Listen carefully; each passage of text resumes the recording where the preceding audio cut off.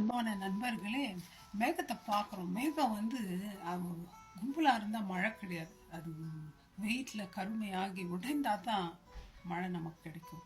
அதே போல் கோதுமை மாவாக்கப்பட்டால் தான் ப்ரெட்டு கிடைக்கும். ப்ரெட்டை சாப்பிட்டா தான் நமக்கு எனர்ஜி கிடைக்கும். நம்மளும் உடைக்கப்பட்டால் தான் உபயோகப்படுத்தக்கூட முடியும். ஏன்னு நான் சொல்கிறேன், நம்ம பார்க்குறோம், ஒரு கிளாஸோ ஏதாவது உடஞ்சிருச்சுன்னா நம்ம ஒன்றும் மேனுஃபேக்சர் பண்ணி ஒட்டி வைக்க முடியாது. கண்ணாடி இது உடஞ்சிச்சா போட குப்பையில், அவ்வளோதான். ஆனால் இயேசு கிறிஸ்து நமக்கு 2வது சான்ஸ் கொடுக்குறார். உடைக்கப்படுகிறோம் ஒவ்வொரு நாளும். நோயினால், வியாதினால், கேரக்டர்னால், வலியினால், வேதனையினால், பண கஷ்டத்தினால உலகத்தில் நம்ம உடைக்கப்படுகிறோம். ஏன் நம்ம உடைக்கப்படுறோம்? ஆண்டவர் என்னத்துக்காக உடைக்கப்படுறார்? நம்மளை முழுமையாக மாற்றுறதுக்கு. அந்த உடைந்த பாகங்கள் எல்லாம் ஒன்று சேர்த்து புதிய மனுஷனாக மாத்துறன்றார் ஆண்டவர்.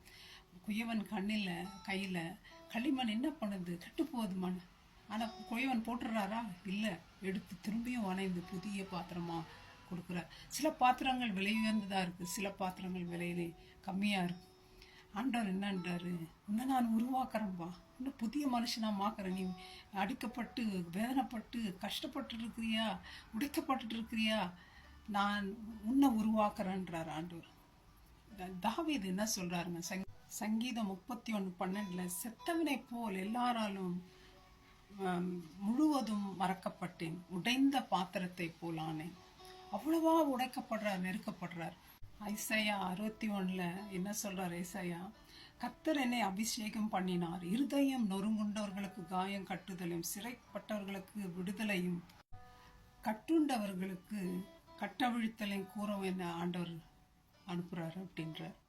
யார் யார் கட்டப்பட்டிருக்கிறாங்க, உடைக்கப்பட்டிருக்கிறாங்களோ அவங்களுக்கு ஆண்டவர் உண்மையாகவே உடைக்கப்பட்டா தேவையில்லை போ அப்படின்னு நம்மளை உதறி தள்ளுறதில்லை, நம்மளை கண்டம் பண்ணுறதில்லை. இயேசு கிறிஸ்து யோனா கூட அப்படித்தாங்க. ஆண்டவருடைய பேச்சு கேட்காம ஓடி போகிறார். நான் இஷ்டத்துக்கு செய்வேன், இது என்னுடைய பாடி, ஆண்டவர் என்ன சொல்கிறது, ஆண்டவரை மீறிட்டு போகலாம் அப்படின்னு. அப்படி தான் நம்ம இன்றைக்கி நிறைய பேர் செஞ்சிட்ருக்கோம். ஆண்டவர் விட்டுட்டாரா? இல்லை, வாப்பா ஸ்கூலுக்கு போகலாம்.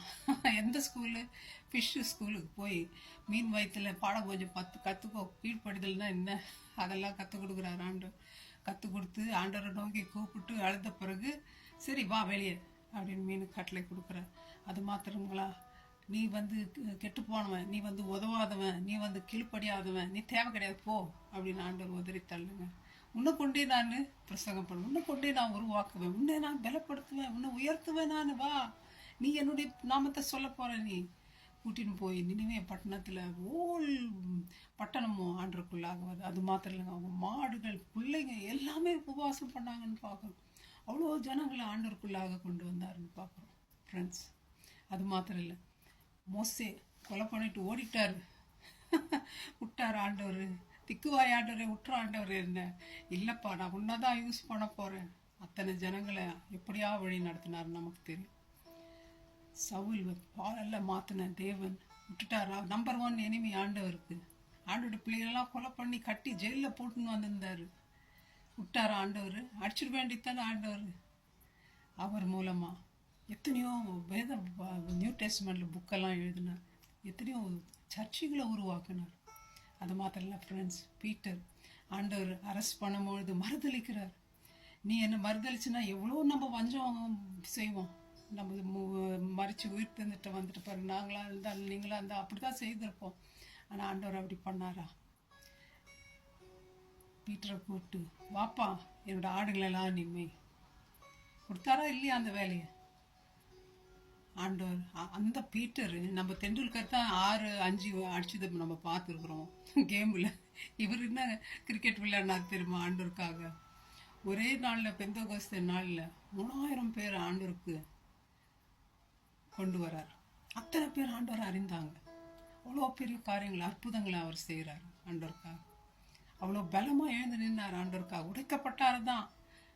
ஆனாலையும் ஃப்ரெண்ட்ஸ், இன்னைக்கு ஆண்டவர், நீங்கள் உடைக்கப்பட்டிருக்கீங்க. உங்கள் வாழ்க்கையில் வேதனை, கஷ்டம், பண கஷ்டம், வியாதிகள், எங்கே நின்று இருக்கீங்க? ஆண்டவர் சொல்கிறார், உன்னை யூஸ் பண்ணுறோம்ப்பா. நம்ம ஏங்க அவர்கிட்ட கொடுக்கக்கூடாது? நம்ம ஆண்டவருடைய கையில் ஒப்பு கொடுப்போம். ஆண்டவர் நம்மளை யூஸ் பண்ணட்டங்க அவருடைய மகிமைக்காக. May God bless you, my friends. Thank you. Bye-bye.